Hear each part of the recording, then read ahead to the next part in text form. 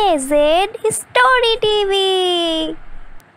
আসসালামু আলাইকুম বন্ধুরা, আজকে আমি তোমাদেরকে যে গল্পটি শোনাবো সেটা হচ্ছে গরমের দিনে অতিথি। তো চলো বন্ধুরা দেখে আসি গরমের দিনের অতিথির গল্পটি। রেশমা, রেশমা, আমি চলে এসেছি। মুন্নি, তোর মাকে বল তো তাড়াতাড়ি খাবারটা দিতে, খুব খিদে পেয়েছে আজকে। ঠিক আছে বাবা, আমি এখনই যেয়ে মাকে বলছি। তারপর মুন্নি ওর মার কাছে গেল। মা মা, বাবা এসেছে, খেতে চাচ্ছে, অনেক ক্ষুধা পেয়েছে। আচ্ছা তুইও যে তোর বাবার সাথে বস, আমি তোদের দুজনের জন্যই খাবার নিয়ে আসছি। ঠিক আছে মা। এরপর মুন্নি আর ওর বাবা বসলো খেতে। তারপরে ওর মা ওদের দুজনকে খাবার দিল।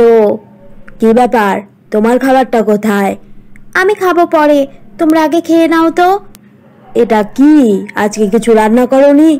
দেখো দানা পানি আজকে কিচ্ছু নেই ঘরে, বাজার তো করনি, এক সপ্তাহ হলো।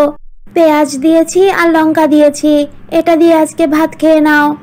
মা, লঙ্কা তো আমার খুব ঝাল লাগে। ঝাল লাগলে পানি দিয়ে খা, তাও এটাই খেতে হবে, বাড়িতে আর কোনো খাবার নেই। আহা, মুন্নি কে ভাত খেতে পারবে? আমি একটু দুধ দিয়ে আসি, বাড়িতে যা টাকায় আছে একটু দাও। দুধ নিয়ে আসি, তারপরে মুন্নিকে দেই, দুধ ভাত খাক।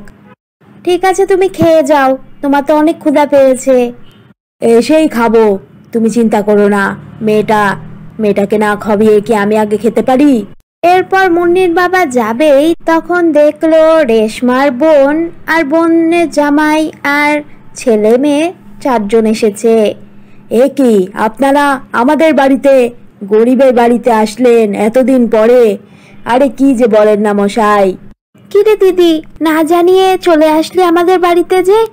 আহা, কি করে জানাবো বলতো, বাচ্চারা গরমে ছুটি পেলো, বললো মাসির বাড়ি যাব, তাই চলে আসলাম। কষ্ট হবে তোদের, না বলে আসলাম বলে? আরে না না, কি যে বলছেন না, রেশমা তো এমনিই বললো। আপনারা বসুন, খাওয়া দাওয়া করুন। আসলে আমাদের আজকে নেমন্তন্ন ছিল, তাই বেশি কিছু বাসায় রান্না করা হয়নি, যা আছে তাই আজকে খেয়ে নিন। রাতের বেলা ভুড়ি ভোজ করবো আমরা। মাসি, কি রান্না করেছে আজকে? আজকে তো আমাদের বাড়িতে সেরকম কিছুই নেই, আজকে শুধু ভাত আছে, আমাদের বাড়িতে পান্তা ভাত আছে আর মরিচ পেঁয়াজ আছে, এগুলোই খেতে হবে তোমাদের। মা, আমরা তো এগুলো খেতে পারি না। না না বাচ্চারা, তোমাদের জন্য দুধ এনে দিচ্ছি, দুধ ভাত খেও তোমরা। মুন্নিরও একটু ক্ষুধা পেয়েছে নেমন্ত্রণ থেকে আসার পরে, সেখানে খায়নি তো ঠিক করে, আমি নিয়ে আসছি বাজার সদাই। তারপরে মুন্নির বাবা বের হয়ে গেল, রেশমাও ওনার পিছনে পিছনেই গেল। কি গো, কোথা থেকে আনবে বাজার? একটা টাকা কড়িও তো নেই বাড়িতে। সেটাই চিন্তা করছি, কি করা যায়। তুমি দোকান থেকে বাকি কিছু নিয়ে এসো, আমি কালকে টাকার ব্যবস্থা করে তোমাকে দিচ্ছি। আচ্ছা ঠিক আছে। তারপর ওরা দুধ ভাত খেলো। এরপরে মাহেশ অনেক কিছু বাজার করে নিয়ে আসলো। তারপর ওরা রাতের বেলা অনেক খাবার খেলো। মাসি, কালকে তোমার হাতের বিরিয়ানি খেতে চাই। আচ্ছা সোনা, তোমাকে বিরিয়ানি খাওয়াবো, কতদিন পরে মাসির কাছে আসলে। পরদিন ও গেল পাশের বাসায় ধান নিতে টাকা। বৌদি একটু দাও না, আমার বোন এসেছে অনেক বছর পরে, কালই দিয়ে দিব, কাল পরশুই দিয়ে দিব তোমাকে, একটু দাও টাকাটা। এরপর পাশের বাসার বৌদি ওকে টাকা দিল। তারপর ওই টাকা ওর স্বামীকে দিল, উনি দোকানদারকে দিয়ে দিল। আরে মাহেশ দাঁড়াও, তোমার জমিটাতে যেতে চাই আজকে আমি, চলেন আমার সাথে, দেখাই আপনাকে আমার জমি।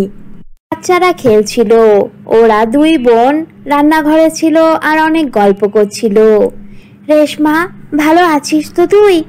জন্য 4-5টা শাড়ি নিয়ে এসেছি, বাচ্চাটার জন্যও নিয়ে এসেছি, মুন্নিকেও পড়াবি হ্যাঁ, আর মাহেশকে কিছু টাকা দিয়ে যাব আমি যাওয়ার সময়। না না দিদি, এত কিছুর কি দরকার আছে, উনি কিরকম মানুষ তুমি তো জানোই। কিরকম আবার? আমি তো দিদি, বাবা মা নেই, আমরা 2টি বোনই, আমি তোকে করব না তো কে করবে? এরপরে ওরা সবাই মিলে বিরিয়ানি খেলো। বিরিয়ানিটা খুব টেস্টি হয়েছে, সত্যি রেশমা তোমার হাতে জাদু আছে। রেশমা, বাড়িতে আছো নাকি তুমি? তারপরে রেশমা বাড়ির বাইরে বের হলো। কি ব্যাপার, 2 দিনের কথা বলে টাকা নিয়েছিলে, এতদিন হয়ে গেল, আমার টাকা আমি চাই, এখন দিবে আমাকে টাকা। ইয়ে বৌদি, একটু আস্তে কথা বলো, আমার দিদি জামাই বাবু আছে। এতদিন মনে ছিল না দিদি জামাই বাবুর কথা? আমার টাকা আমি এখন চাই। সবাই এত শোরগোল শুনে বাইরে বের হয়ে আসলো। তারপরে সবাই ব্যাপারটা বুঝতে পারলো। মানে আমাদেরকে মাফ করবেন, আমাদের হাতে একদম টাকা ছিল না। রমেশ, তুমি এভাবে করে বলছো? তোমরা এত বিপদে আছো, আমাদেরকে বলবে না? হ্যাঁ রে রেশমা, আমি তো দিদি, একটা মাত্রই দিদি তোর, তুই আমাকে বলবি না তুই এতটা কষ্টে আছিস? তারপর পরদিন হলো। পরদিন রেশমার দিদি আর জামাইবাবু ওদের কাছে আসলো। এই নাও, জানি তো তোমাদেরকে যদি এত জমি কিনে দেই তাহলে তোমরা কোনোদিনও নিবে না। আমি জমি তোমাদেরকে দিচ্ছি, তোমরা এর ভিতরে চাষ করবে, যা হবে আমাকেও কিছু দিবে, ঠিক আছে তো? এখন আমি অনেক জমি করে দিচ্ছি। আমি দেখেছি রমেশের জমি, মহেশের জমি, ওই দিন দেখেই আমার মনে একটু সন্দেহ হয়েছিল, তারপরেও আমি কিছু বলিনি। আজকে আমি দিচ্ছি, তোমরা রাখো। হ্যাঁ রেশমা, তুই না করবি না, নে। তারপরে ওরা রাখলো। এরপরে ওরা জমিতে চাষ করত। তারপরে ওরা অনেক বড় বাড়িও করে ফেললো। এরকম করে ওদের দিদিরা প্রত্যেক গরমেই ওদের বাড়িতে ঘুরতে আসতো। তো তোমরা দেখলে বন্ধুরা, গরমে অতিথি গল্পটি। এই গল্পটি ভালো লাগলে লাইক করো, আর কেমন লেগেছে এটা জানাতে কমেন্ট করো। আর হ্যাঁ বন্ধুরা, আমাদের AZ স্টোরি টিভিকে সাবস্ক্রাইব করো। আল্লাহ হাফেজ। আসসালামু আলাইকুম বন্ধুরা, আজকে আমি তোমাদেরকে যে গল্পটি শোনাবো সেটা হচ্ছে বউয়ের রান্নাঘর। তো চলো বন্ধুরা, দেখে আসি বউয়ের রান্নাঘরের গল্পটি। মা, আজকে আলু পরোটা হয়নি? হ্যাঁ বানাবো, কিন্তু আজকে উঠতে একটু দেরি হয়ে গেছে, তাই আর পারিনি, কালকে খেয়ে নিস। কিন্তু মা, তোমার হাতের আলু পরোটা না খেলে কিন্তু ভালো লাগে না। তোর বউ এলে তোর বউকে দিয়ে আলু পরোটা বানাবো। আহা, ছেলেটা কেবল কলেজে উঠেছে আর তুমি বিয়ের জন্য পাগল হয়ে গেলে।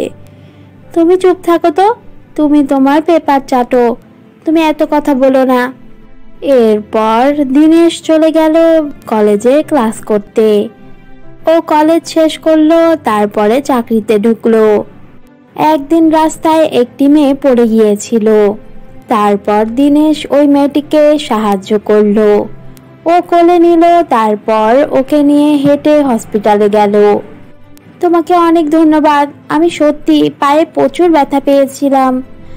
না না, সমস্যা নেই, আপনি কিছু মনে করবেন না, আমি আপনাকে কোলে নিয়ে আসলাম এখানে, কারণ আপনি হাঁটতে পারছিলেন না একদমই। আরে কোনো সমস্যা নেই। মেয়েটির নাম ছিল দিয়া। দিয়া খুবই ভালো একটি মেয়ে ছিল, কিন্তু মডার্ন মেয়ে ছিল। একদিন দিনেশ অফিসে কাজ করছিল, হঠাৎ করে ও দিয়াকে দেখতে পেল। আরে, আপনি আমার অফিসে জব নিয়েছেন নতুন, নাকি কোনো কাজে এসেছেন? কি বলছো? এখানে আমি জব নিব কেন? এটা তো আমার বাবার কোম্পানি। দিনেশ অবাক হয়ে পড়ল, কারণ ও সেই কোম্পানিতেই চাকরি করে। এরপর দিয়া আর দিনেশের প্রায়ই দেখা হতে লাগলো। আস্তে আস্তে ওদের ভিতরে অনেক ভালো সম্পর্ক হলো। একদিন দিনেশ দিয়াকে নিয়ে ওদের বাড়িতে গেল। তারপর ওর মার হাতের আলু পরোটা খাওয়ালো। দিয়ার আলু পরোটা একদমই ভালো লাগলো না। কেমন হয়েছে? আমার মা কিন্তু A1 পরোটা বানায়, এই খাবার তুমি কোথাও পাবে না। হ্যাঁ হ্যাঁ, খুব মজা হয়েছে। এদিকে দিয়ার একদমই ভালো লাগছিল না। আবার এসো দিয়া, হ্যাঁ আমাদের বাড়িতে এসো, আরো আলু পরোটা খাওয়াবো তোমাকে। তারপর দিয়া ওখান থেকে চলে গেল। কিছুদিন পর দিয়ার সাথে দিনেশের বিয়ে করিয়ে দিল। দিয়া শাশুড়ির রান্নাঘরকে খুব পরিষ্কার রাখতো, কিন্তু দিয়া রান্নাও বেশি ভালো পারতো না, আর ও রান্নাঘরকেও এলোমেলো করে ফেলতো। এ কি বৌমা, তুমি আজকেও এরকম করেছো রান্নাঘরটা? এরকম করলে কিরকম হবে বলো তো? আমি সব সময় আমার রান্নাঘর সুন্দর করে রাখি। মা, এরকম করবেন না, কাজের লোক তো আসবেই, এসে তো সব ঠিক করেই দিবে। দিয়ার সাথে ওর শাশুড়ি মার লাগতেই থাকতো। তারপর দিনেশের বাবা আর ও মিলে ঠিক করলো ওরা আলাদা হয়ে যাবে। আমার একটা মাত্র ছেলে, সেই ডাইনি এলো আর আমার ছেলেটাকে নিয়ে চলে গেল। আহা, এসব কথা বলো না তো, যা কপালে ছিল তাই হয়েছে। তুমিও তো একটু ছাড় দাওনি, সুন্দর করে বুঝিয়ে বললেই পারতে। হ্যাঁ, সবাই তো দোষটা আমারই দেখে। তারপর একদিন দিনেশ বিদেশে গেল অফিসের কাজে। এদিকে দিয়া অনেক অসুস্থ হয়ে পড়ল। তারপর ও কাউকে পাচ্ছিল না বলে ওর শাশুড়িকে ফোন করলো। এরপর ওর শাশুড়ি দৌড়ে ওর বাড়িতে গেল। দাঁড়াও দিয়া, আমি তোমাকে এখন ওষুধ বানিয়ে দিচ্ছি। তারপর উনি ওষুধ বানিয়ে দিল, স্যুপ বানিয়ে দিল ও সেবা যত্ন করলো। আস্তে আস্তে দিয়া ভালো হয়ে উঠল। মা, তুমি না থাকলে যে কি হতো, দিয়া তো একদম বিছানায় পড়ে গিয়েছিল। এই জন্য তো বলি আমার বাড়িতে ফিরে আয়। তারপর ওরা একসাথেই আবার থাকতে লাগলো। একদিন দিয়া রান্নাঘরে গেল। মা সরি, রান্নাঘরটা এলোমেলো করে ফেলেছি, আমি এখনই পরিষ্কার করে দিচ্ছি। দিয়া, আমি তোমাকে শেখাচ্ছি কিভাবে করে তুমি রান্নাঘর পরিষ্কার করবে। এরপর ওর শাশুড়ি ওকে শিখিয়ে দিল। আস্তে আস্তে দিয়াও সব কিছু শিখে ফেললো। এরপর একদিন দিয়া আলু পরোটা বানালো। ওর আলু পরোটা ওর শাশুড়ির থেকেও বেশি ভালো হয়েছিল। আহা, কি মজা! উফ, অনেক ভালো লাগছে খেতে। হ্যাঁ বাবা, ঠিকই বলেছো, খুব ভালো লাগছে। মা, একটু খেয়ে দেখো। হ্যাঁ, আমি এখনই খাচ্ছি। তারপর দিয়া শাশুড়ি খেলো, ওনার কাছেও অনেক ভালো লাগলো। বৌমা তো এখন আমার পাকা রাঁধুনি হয়ে গেছে। এখন থেকে বউয়ের রান্নাঘরটাই, আমি আর রান্নাঘরে যাবো না। তো তোমরা দেখলে বন্ধুরা বউয়ের রান্নাঘরের গল্পটি। এই গল্পটি ভালো লাগলে লাইক করো, আর কেমন লেগেছে এটা জানাতে কমেন্ট করো। আর হ্যাঁ বন্ধুরা, আমাদের এজেড স্টোরি টিভিকে সাবস্ক্রাইব করো। আল্লাহ হাফেজ।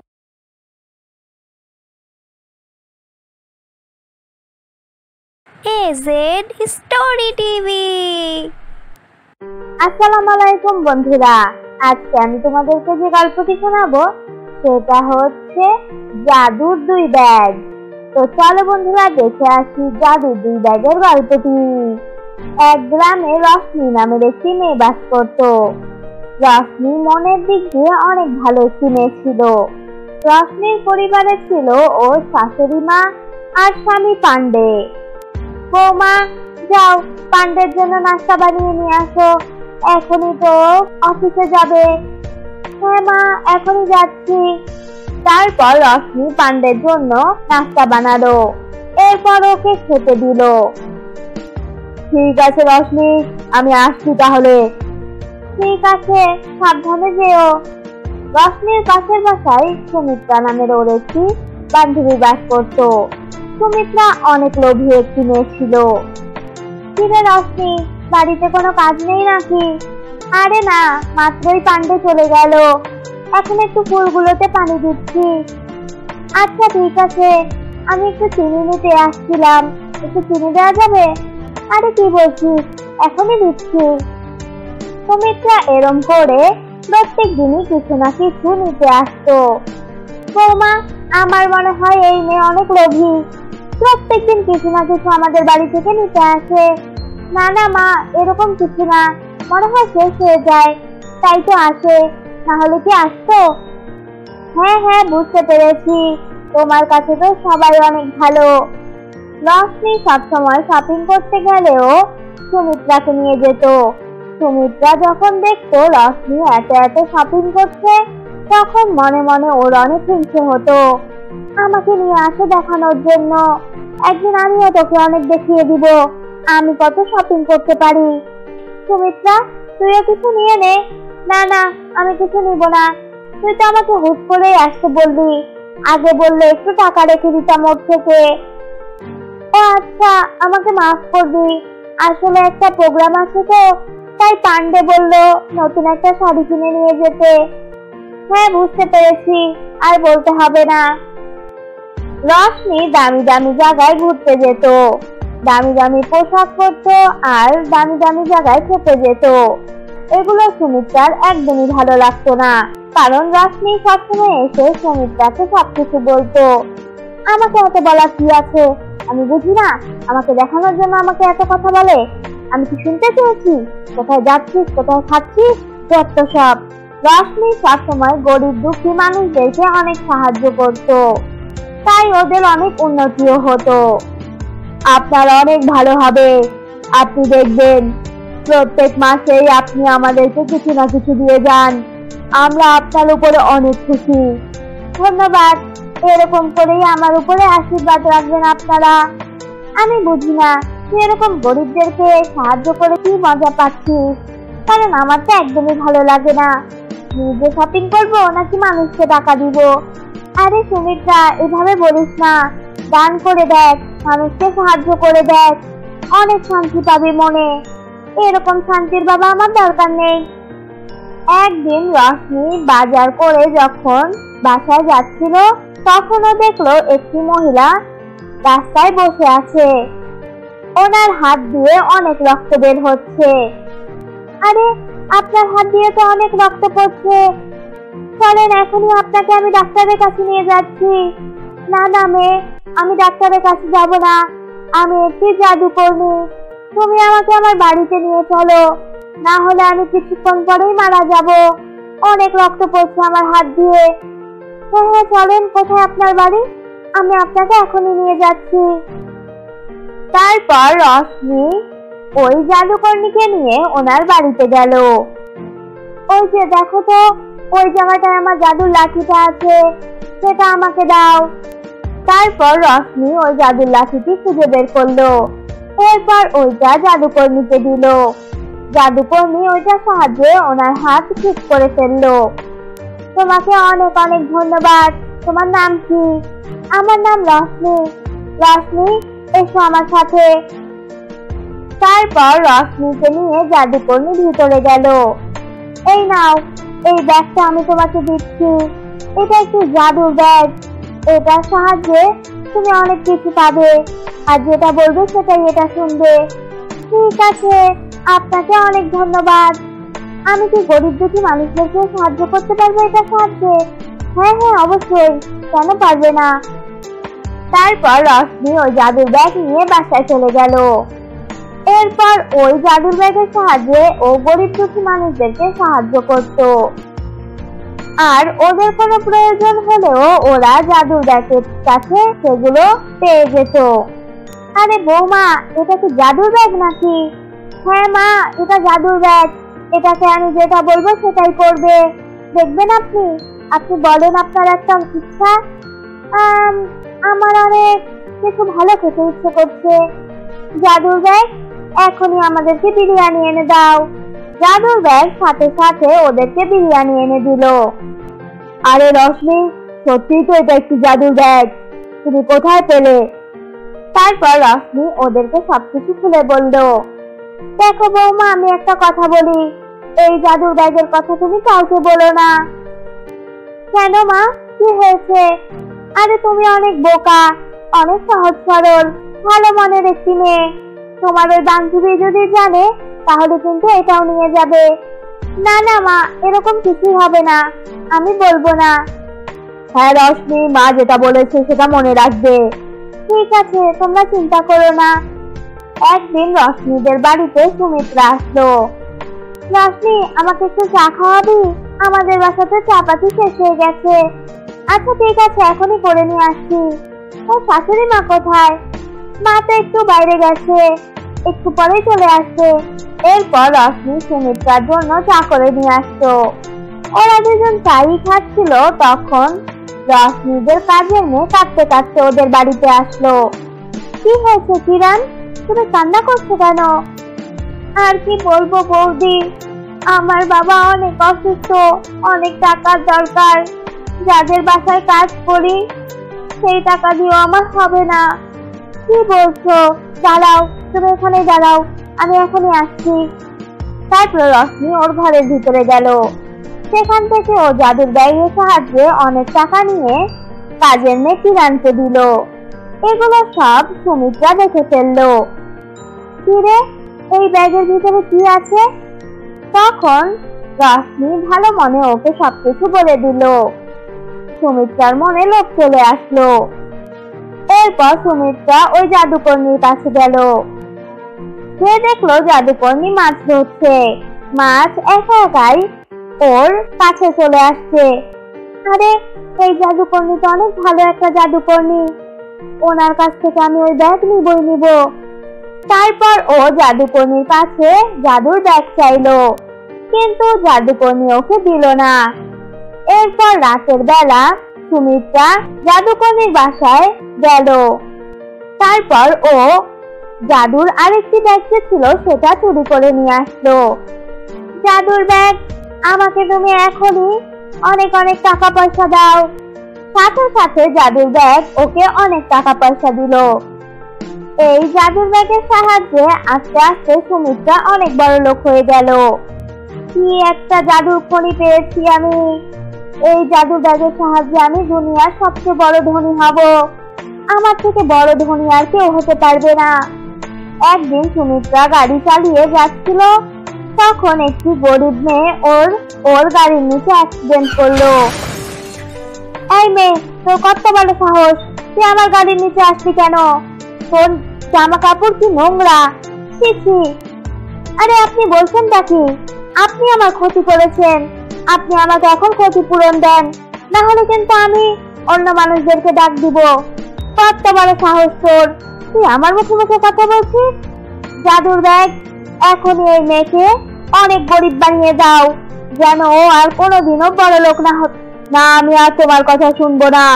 তুমি অনেক লোভী একটি মেয়ে, তুমি সবার উপরে কত অত্যাচার করো। আমি তোমাকে এখন গরিব বানিয়ে দিচ্ছি। তারপর জাদুর ব্যাগ সুমিত্রাকে গরিব বানিয়ে দিল। আরে, তুমি এটা কি করলে? আমাকে কেন গরিব বানিয়ে দিলে? এটা বলে সুমিত্রা কাঁদতে লাগলো। এদিকে রশ্মি খুশি খুশি থাকতে লাগলো।